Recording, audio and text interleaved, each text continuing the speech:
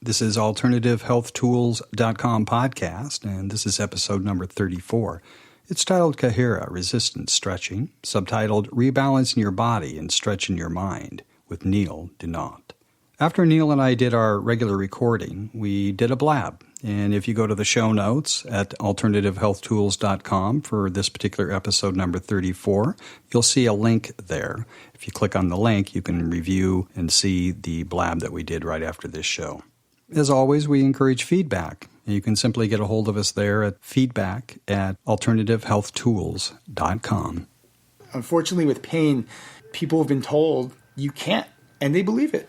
And they believe it, and they don't want to be in pain, but their belief, it limits them so much that their belief is worse than their pain. And sometimes their pain is triggered by their belief, and those are the toughest people to work with, and they probably need my help the most because, you know, they're just, even if you have some hope, it's better than no hope.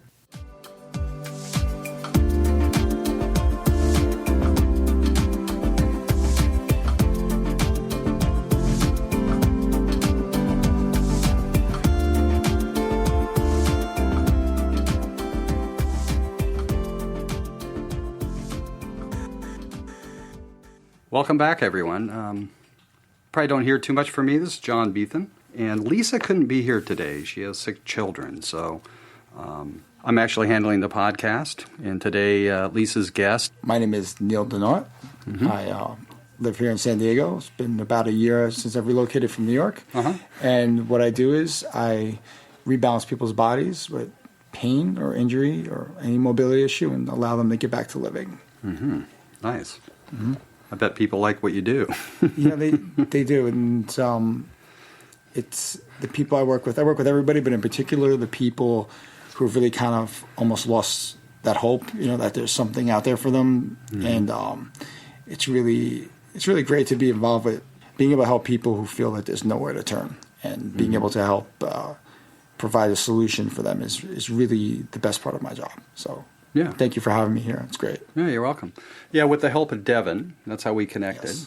And although Devin's not been on the show, Devin's been experiencing the benefits of pain relief through the microcurrent technology that Intel Bio offers. And we titled this show Rebalancing Your Body and Stretching Your Mind. So those are the two things I think we're going to probably try to cover today. Cool. So how did you first start getting involved in what you're doing? When was that? Well, I've been working as a fitness coach for over 16 years, and as I started helping people exercise, I learned that people weren't ready to do exercise because they had an issue that was maybe from sedentary lifestyle or just, you know, had been an athlete at one point and then were injured and stopped working out. And was it a typical age group by any chance? Yeah, usually about early 40s, usually around there, late 30s, early 40s, into about mid 50s, you know, more towards the end of closer retirement, something like that. And just to get them to exercise, they couldn't do it. So I said, how am I going to help them exercise if they can't move the right way? So I really dove into helping people be able to translate into exercise, correcting their postures and movement, and, you know, worked in different techniques, learned under different people, until about maybe 5 years ago, I met a friend and mentor who introduced me to Ki-hara Resistance Stretching, which for the easiest way to describe is we stretch under tension. So when you contract the muscle, it's able to be lengthened. And so as I lengthen muscle, it changes its length, it becomes longer, and then it allows us to turn on muscles that shut down, and then we're able to stretch those and unlock the body. So now, in the easiest, most layman's terms say it, I can rebalance the group where the tension goes even rather than skewed, something like this. And now the body's in a neutral, and it can perform the way it's supposed to. So it helps them to get right into what they need to do and allows them to accelerate at whatever they're doing, because now the nervous system's ready to receive the information it's supposed to rather than go through whatever channels it used to. Yeah, and it's called what again? Ki-hara Resistance Stretching. How do you spell that? Ki-hara.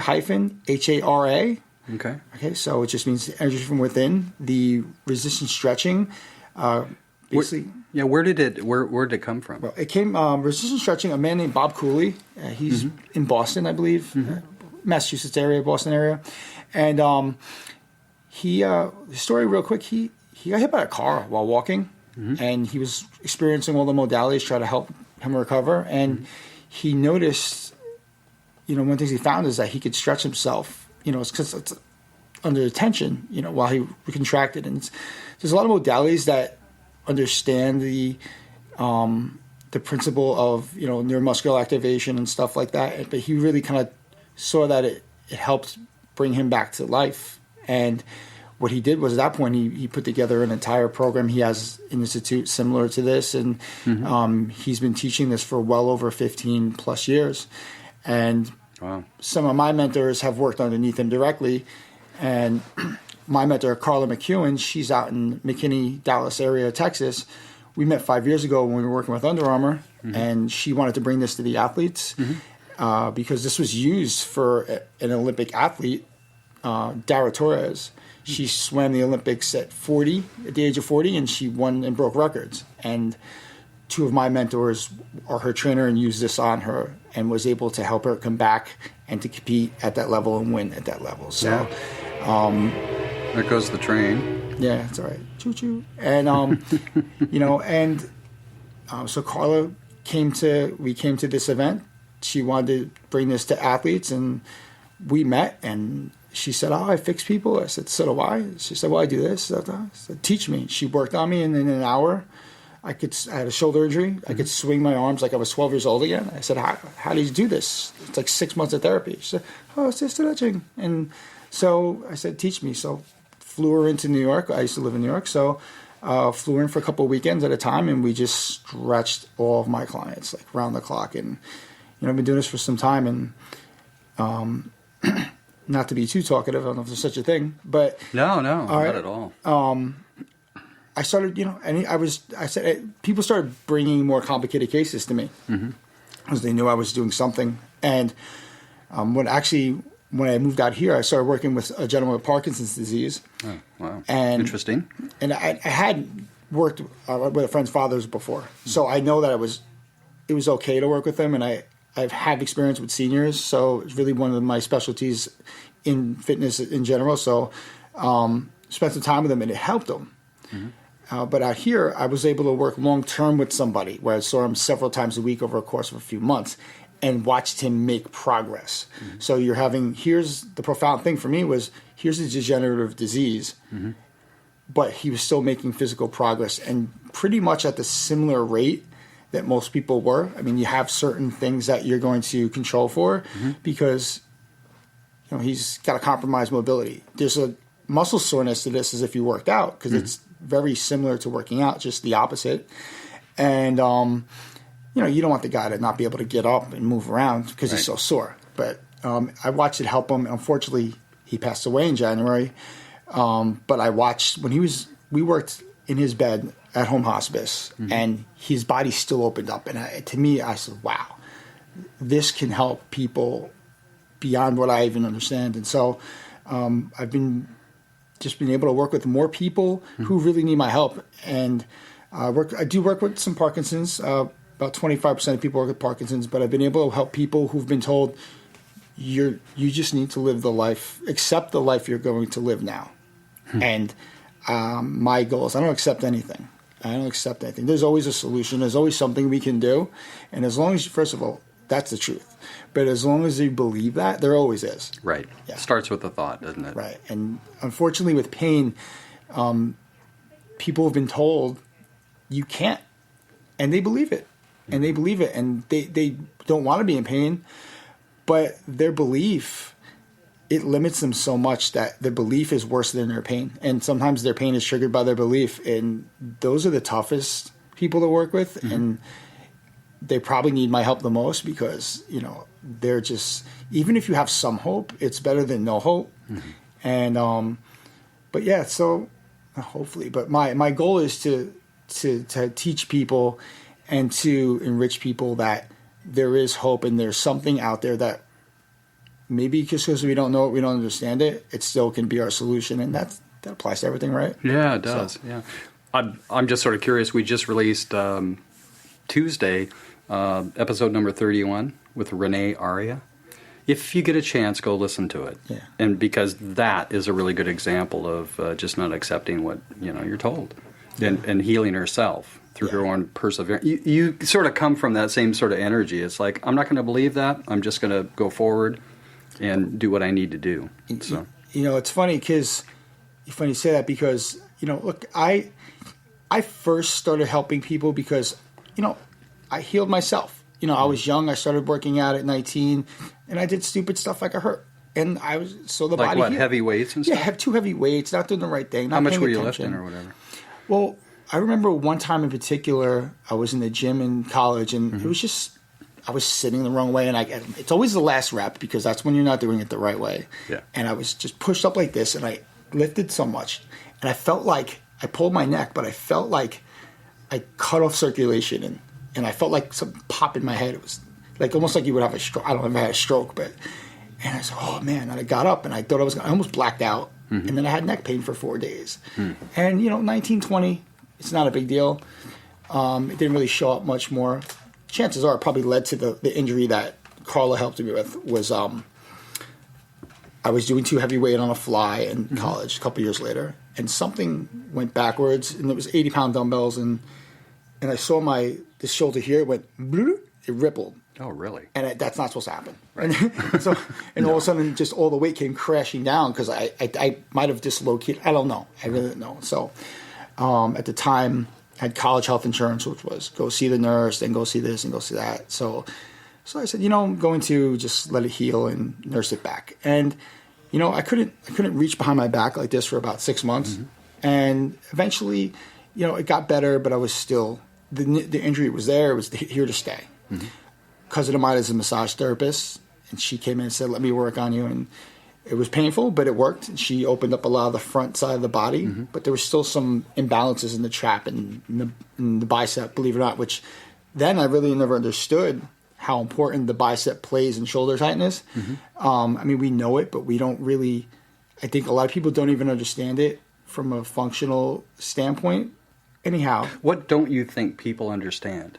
How everything plays a role subtly into injury and how important it really is. So we're a symptomatic society. We go after symptoms. So we say, we have pain here. So everybody wants to fix this, right? So you can see me here. They want to fix the shoulder, right? Well, that's not the problem necessarily. That's a symptom. So you might have a rotator cuff tear, but your rotator cuff tore because you lost rotation at some degree or something else created decreased the range that another motion created some sort of trauma. So, or it just eventually pulled so much it tore. We sit like this all day long with our arms bent, right? No kidding. And we do this. So that bicep is constantly active. That bicep goes right up into the shoulder, right into here, and then our hips throw us this way, and we get stuck this way. And so now this gets really tight. We lose the ability, because as we bend our arm, we should externally rotate, right? Well, we lose that. So now we're here. So this bicep and the balance between these muscle groups will keep us stuck here. You could actually rebalance your bicep and your tricep, and your chest will start to drop open. Right? And then now you have more access to the muscles that are giving you the symptom. So the problem isn't just here. If you talk about lower back, the hips are tight to the spine and they're creating damage, right? But once the hips got stuck to the spine, the rest of your body adjusted and now locks it in place. So you can pull somebody's back if you can get that intercostal release. There's a lot of decompression things. Everybody has a different approach. And so the idea is that not only do you want to just have the hips away, but the rest of the body needs to know that it has to rewind and rebalance too. So that can be very lengthy and very intensive. And so by rebalancing, just like we do with the bicep, by rebalancing the quad and the hamstring, just by stretching eccentrically the quad, you could actually relieve the posterior, the back of the body. And you could actually relax somebody's lower back that way. Because what happens is when the tension goes 50-50 here, you'll get back here by the knee and here by the top of the quad. So you get like a compensation with the hip flexor. They kind of start working together, and then sometimes the hip flexor takes over. Anyhow, the internal stuff keeps the hip tilted forward. So as you start to relieve the hip, it starts to right itself and actually allows it to drop subtly. And the more you do it, and the more you go, around, you have your balancing groups, you have your opposing groups. The more you do that, the more the body naturally becomes evened out and will start to fall into place on itself. Yeah, there's a process of some troubleshooting to really get in there, but if you've ever taken yoga and you do a downward facing dog or any pose, and they say if you haven't locked the thigh, the pose hasn't begun, because there's a sequence there. You need to be able to have that balance in the thigh to be able to use that part to open up the back or pull the SI joint up. So, the pain is the problem. Is you have damage or any pressure happening at the spine, but the symptom is that. The problem is that we're one-sided people. We're dominant on one side. We're going to favor one side, so we're always going to favor one position over the other. And so everything in the body is designed to adjust. It's designed to follow the other side. So righty goes this way, lefty comes in. We start to get a slight turn in the shoulders. I'm exaggerating a little bit just so you can see. Slight adjustment in. So now this guy comes in and up. And then this guy starts to pull in a little bit more because he's lost his mobility because this guy's not letting him follow. And now he's up high here. So this happens at the hips. You can argue and say it happens at your dominant foot, but just think like this. We didn't have roads. We didn't have shoes. We didn't have balance. We didn't have balance beams. We didn't have any of that stuff. We didn't have modern technology. And the body was created to walk the earth and allow it to adjust for any changes in the environment that came to it based on what man had to do to survive and also just to live and exist. And that happens. And everything is so precise in the body, it allows things fire so fast we can't even think before everything in the body starts to adjust, right? So eventually, over time, as we force it in a position for so long, or we influence position for so long, it can't adjust anymore, and that's when things go bad. So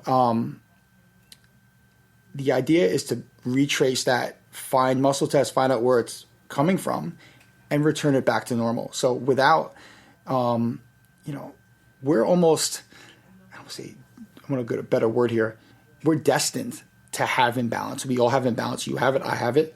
But there gets to a point where sometimes it gets so deep-rooted that those pathways are shut down, and the brain has no idea how to access it. The highway's closed. There's like rocks in front of it, and then we can get in. And we get in and reunite the brain and the body together, and it starts, and it opens up everything. And there's a lot of, my friend, mentor, Carla, she does a lot of healing with people, organ systems, working the lymphatic system, the immune system. She's on a level of people I've never even met anybody who understands the way she does. I'll see her stretch somebody, ask, what are you doing? She said, his pancreas doesn't work. Like, okay, it looks like you're working on his back.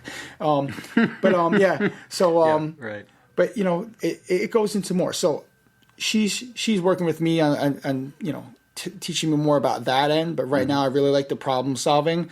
It's a very mechanical way of doing things, and I've always been a mechanical person. So. Yeah. So you used to work on cars.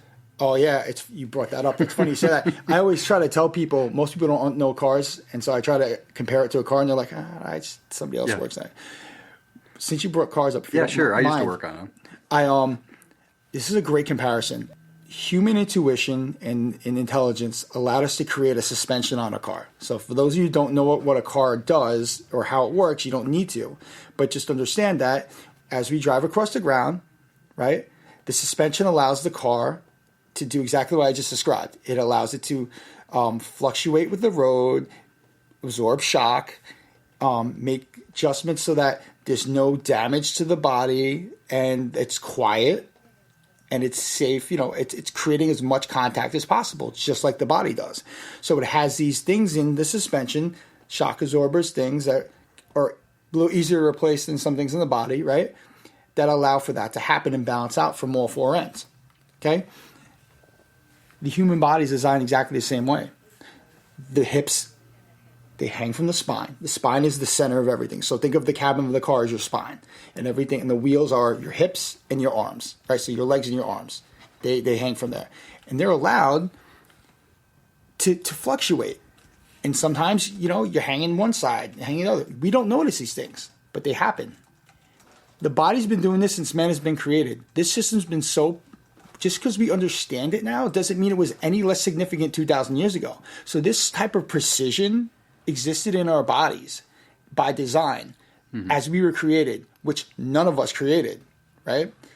And we intuitively, through science, learned how to create this system outside of our bodies through mechanics. And I'm like, holy cow, that's incredible. Like, this is exactly, if we didn't design a car after the body, but if you look now, it's designed exactly like our body. So the greatest machine ever made was us. Yes. It fascinates me the more I learn about every day. Yeah. I actually look at inventions and ideas, and even the Tesla. I've just been enamored with the Tesla because of its energy efficiency, and it's just like it's to me, it's not magic.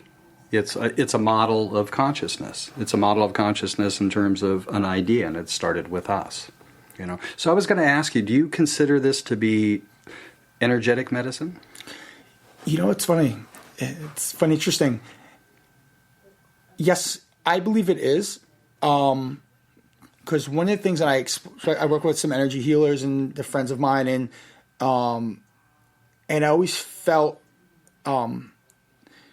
that part of what helped me was that when I tune into somebody, I'm joining them, So there's an exchange of energy, and I realized yesterday that I think I'm doing some sort of energy work. Now, that's not what I'm trained in, and that's not what I focus on.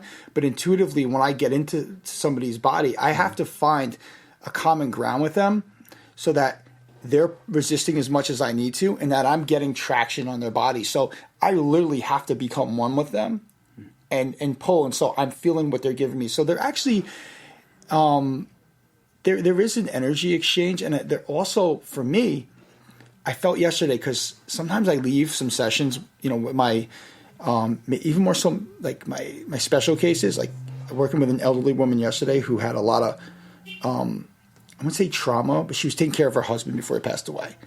And so she was a caregiver and probably exhausted. Right. And her body was just totally giving up. That's so common. Right. And so, afterwards I walked out and you feel this great that, feeling that you helped somebody, but it was different. I said, I feel like I've almost absorbed some of her stress, but it felt good, because I felt like, because when she gets up and she's smiling and she's like, I feel better already.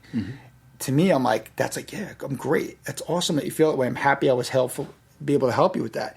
But I feel like I'm taking something away from them, and I have to decompress from it sometimes, and I'm just starting to realize that. So it's something I actually want to look into. About in terms energy of work, energetically disconnecting. Yes. Yeah. Well, it might be something that I might not be able to do because I think it helps me. But I think at the end, sometimes after a day, I'm not physically exhausted. I'm mentally exhausted, and I think that's part of why. Yeah, exactly. I was going to take a little break here and just let people know this is a great opportunity to email us and email Neil. And if you have any suggestions in terms of your approach in terms of disconnecting and dealing with that issue, you can let us know at feedback@alternativehealthtools.com. And we'd love to hear from you. It's it's actually your show. We do it because we love it and we're here to share. And it's really nice to have you here. Thank you. It's a pleasure. It's awesome. Yeah, so I one thing I wanted to mention, because after doing several shows, and I do some things outside of the podcast that are health-related and things, and had a great opportunity at the end of May to travel and support a good friend of mine when we went to Missoula, Montana, and she did I think it was a 3-day workshop with John Barnes, myophagia. Okay, so I knew nothing about myophagia, and of course she would come home from this workshop and we'd talk about it, and so there are so many different ways to approach healing. So do you see yourself fairly young guy. Do you see yourself in terms of some sort of path, just sticking with what you have, or you're open to learning new things? And what curiouses you about the next step in terms of what you might want to learn besides what you had just mentioned? Where are you going? That's a good question. Well, my biggest passion has always been to educate. Education, great. Yeah, blabbing could be a great spot for you. Yeah, I was thinking of that. I keep saying I should do that, and I'm like, who wants to listen to me? I do.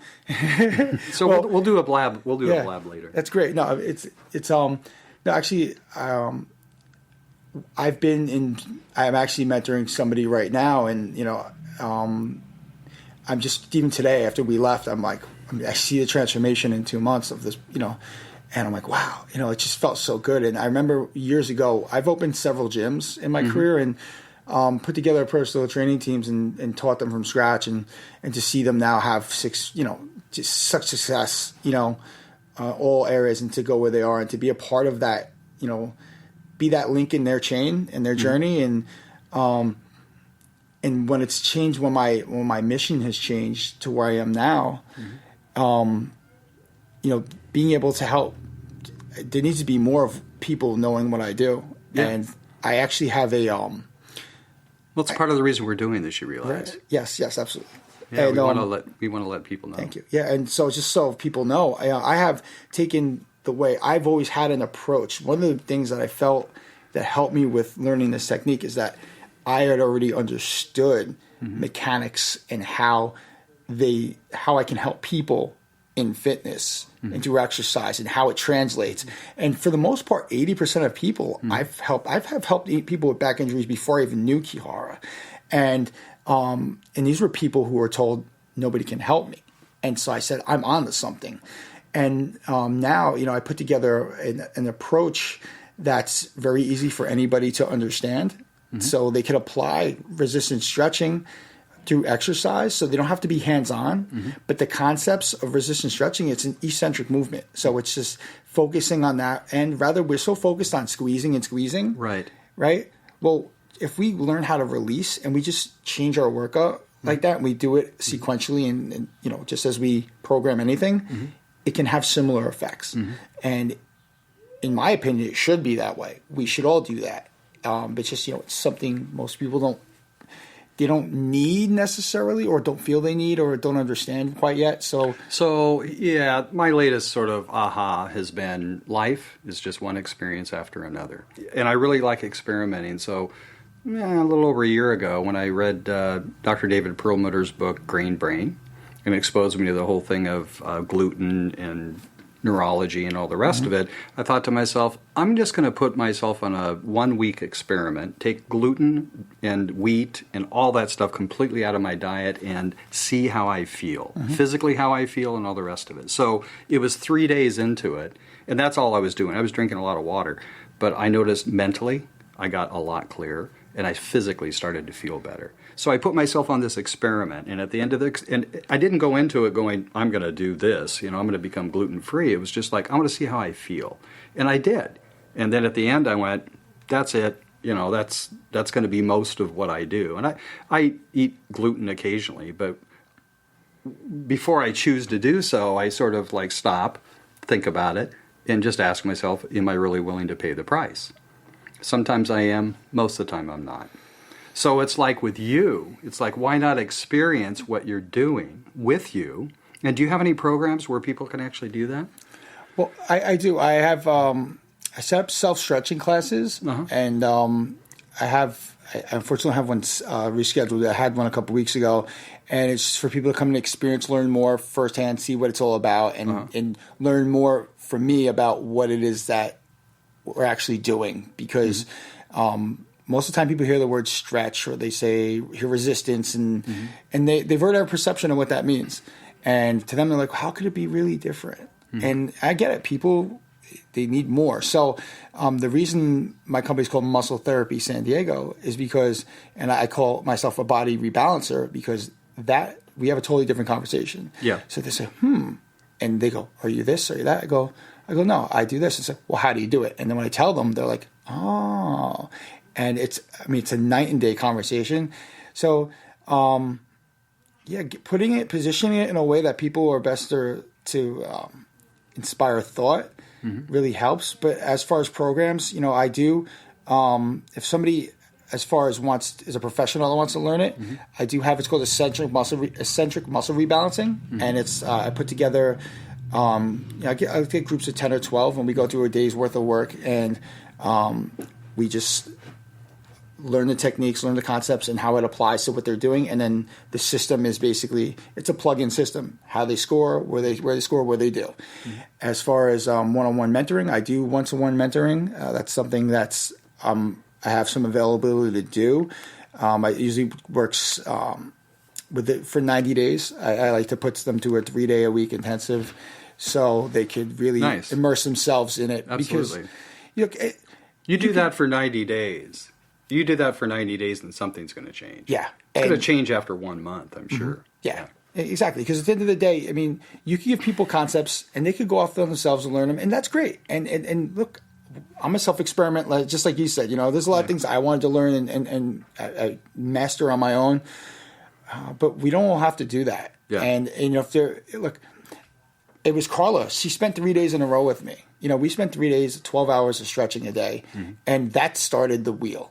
And I needed that, and I still needed more. But it put me comfortable enough to say, all right, I can go out and do this on my own.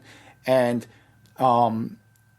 my clients already trusted me, and they had met Carla. So they understood. They knew where it was coming from. It was good to get the experience in.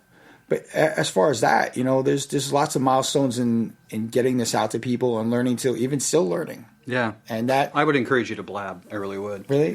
Yeah, because it's really about the conversation and stuff. It's a little different than podcasting, but you learn from other people. People learn from you, and you make connections and all the rest of it. Right. So I'm going to take a side road here in the conversation, which is my style when I'm podcasting, which is to ask the question is, outside of what you're doing right now in terms of your work, what other passions do you have in your life? What are you really passionate about? I mean, first is my family.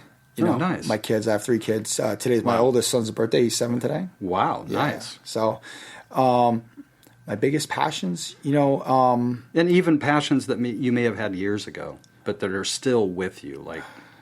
Like with me, it's always been music. Well, music just is a thread that runs through my life. Music is a passion. Music. We're a musical family. Everybody. Oh, really? Yeah, my family's, a lot of piano players. Oh, nice. I never got into piano. I started with guitar. It just, it wasn't really, I think I liked the idea of the guitar. Yeah. But my music wasn't really guitar music, I guess. And I was young. I was like 10. But I actually was a DJ for a long time. Oh, that's fun. And that's when we said production. I'm used to production, so I know how setting things up. Yeah. So always have the backups and always this and that. And that was cool, but it wasn't going to give me the life that I wanted. It was fun and it was a great time. And but once you start having kids, you can't be out till 6 o'clock in the morning, or even 4 o'clock. You can, but it's no life to live. Sure, exactly. You lived your life when the sun went down. Yeah. And it's like, if you want to have a family, that's not how it works. So, yeah.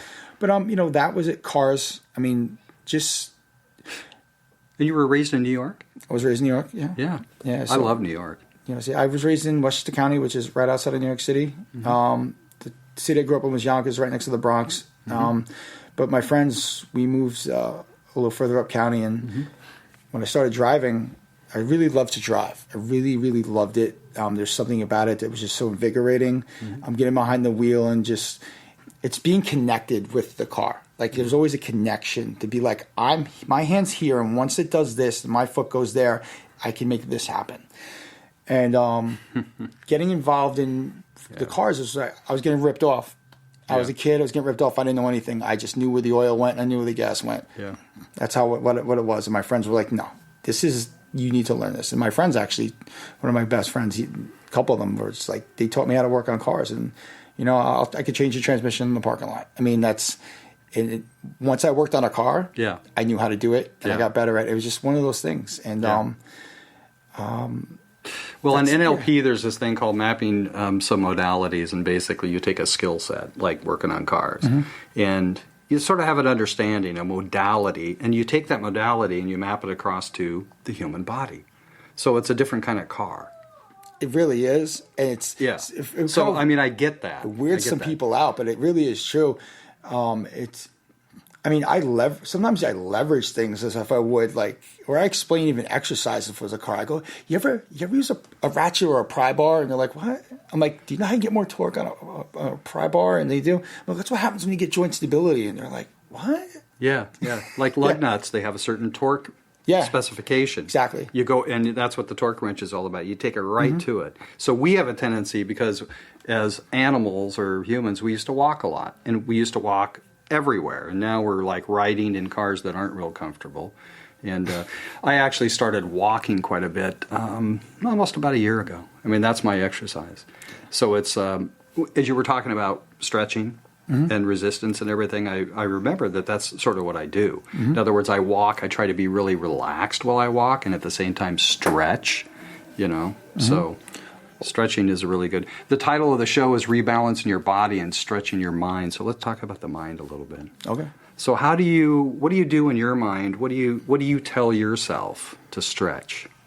In terms of stretching your mind, what do you do? Well, I learned a long time ago when I got into fitness, I'd always been a very high-strung child, very nervous kid, and I was overweight and never really happy with myself. And once I was able to finally lose weight, I learned a lot of things about not just exercise, but myself and how things really work, and how for me to have that work wasn't because I exercised. It was because I had to believe that I had to do something over and over again until it happened, and not deter from the point or the purpose.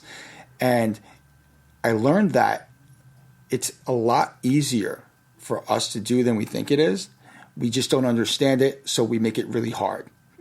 And from that point on, I realized I achieved success really for the first time in my life, I felt, with a personal goal.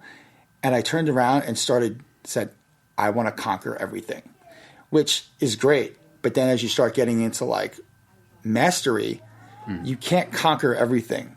You have to really choose something and go with it. And for me, every day I get up and I say to myself, how can I conquer something important to me today? So is it being a better father? Is it being a better spiritually? Is it being better at my practice? Can I give more back to my clients? Is it better in my personal? I like to run. I'm a triathlete. Do I want to get better at my run today? Do I want to get better at my movement? There's always something to work on. And for me right now, I'm at a point where I'm really trying to clear up a lot of things that maybe roadblocks that held me back, and really trying to push myself forward more each day and really see what I can get out, rather than we can become complacent sometimes. I mean, we all do. We all have blocks. We all have things that we decide to go after, not go after. And I want to just make sure that I'm doing something, at least one thing a day, that's going to push me to see the world differently than I did yesterday. Nice. Very nice. Lisa likes to ask people if there is one health tip, one thing people need to know. One thing you need to know. Yeah, a health tip, a wellness tip, just one thing. What would it be? Your body can fix almost everything unless it's physically broken and detached from your body. It's designed to heal. Your body's designed to heal. Yes. If the medicine doesn't heal you, the medicine is the directions that your body needs to fix itself, right? So it's ready. It's constantly surviving and fixing and repairing as we speak. We're being repaired. We're ripping scar tissue, muscle tissue. We're scarring. We're repairing. Everything right now is happening. We have everything we need to survive and to thrive. We've been sold that we need all these things to thrive in life. And a lot of these things are stopping us from doing that. So what I ask is people not to look for external answers or things like quick pills, magic potions, being sold on big advertising. Say, look, the answer's within us. We have it. So if we don't know how to unlock that answer, find somebody to help us unlock it. But at the end of the day, having good cholesterol, having good blood pressure, having better energy, having healthier everything, it begins and ends with us. Mm-hmm. So that's, to me... So self-advocation. Yes, absolutely. And if you need help, let that person help you advocate for yourself.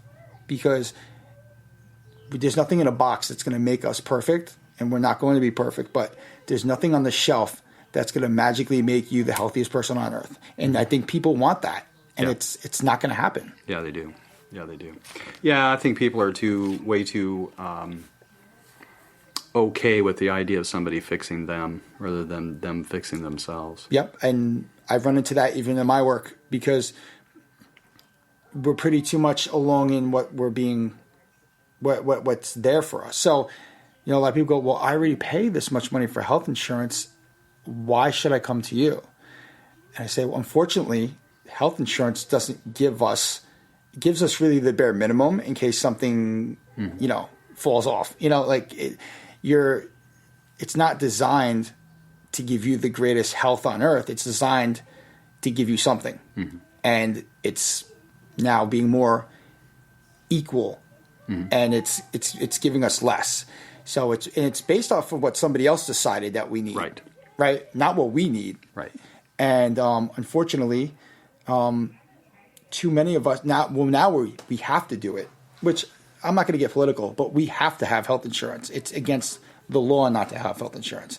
So that's fine. Just I would wish to see that insurance be able to provide us more, to be more substantial. But people will say to me, why should I do this? Nobody else told me I should do it, or nobody else is telling me I have to do it, and they're telling me I should do this, or I'm already this, that, I'm committed to that, and they don't want to step away from that because that's all they know. Mm-hmm. Yeah. So. Yeah, I know it's a matter. Yeah, it's a matter. Yeah. Well, hey, if it's not working, and you keep doing it, that is the classic definition of insanity. And people keep going back to, in my opinion, go back to doctors for the quick fix and the drugs. Right. And it just creates other problems. And it's unfortunate, and it's not the doctor's fault. Right. Because they're being told what to do. Right. They don't work for themselves anymore. No, God bless them. I mean, for emergency situations. I mean, they're there to fix things sort of 11th hour in a sense, and what you're doing is trying to keep people from having to even get there, even entertain the idea. Right. And I want to just say one thing about doctors is that they're great people. They're great. They're intelligent. They're some of the brightest people on earth, and they do this because they care about people. Yeah, and so I don't want people to think that. I don't want people to bash doctors, because we shouldn't bash anybody, especially somebody who's trying to make a difference in the world. They're, at the end of the day, what it comes down to, they have to look at the realistic picture and say, this is the business I work in. Yeah. And this is how the business pays me, and this is how the business treats me. Yeah. So it's a tough, and they take a lot of slack. They really do. And it doesn't make them happy. And they're still doing this job because they care about us. Absolutely. Absolutely. We're going to wrap up here on the podcast. We're going to continue blabbing, but after the train goes by, is there anything else you want to say? No, this is awesome. I really appreciate you having me here. I love having talks like this with people. I love just being able to express, my vision and my dream and what I want to give to people, and as many people as I can influence, or as many people as I can help is really my goal. And the more people that I can help other people, the better. Yeah, nice. Well, thanks for coming. Thank you, John. Thank you very much. Sorry, at some point you'll meet Lisa, and let's plan on doing a blab just to get you started. That'd be cool. That'd be great. Yeah, you should plan on hosting your own blab, and it's a place to just take a break and hang out and with some people and get involved in a nice conversation. Well, now you just set the ball in motion, so. Yeah, I just set the bar up. You set the bar. So now so when I get put on the spot, that's always makes me. I always have to put my goals out there for people. When I tell people, because when I used to have my fitness business, Facebook all started and everything, and everybody saw, and we were in a smaller town, and so everybody knew me. So I put it out there, so everybody knew, and then I would run on the street because everybody would see me, and I had to keep myself accountable that way. So I put myself under the gun. So thank you for putting me under the gun now. Yeah, you're welcome. Thank you. Welcome. We'll see you next time on AlternativeHealthTools.com podcast.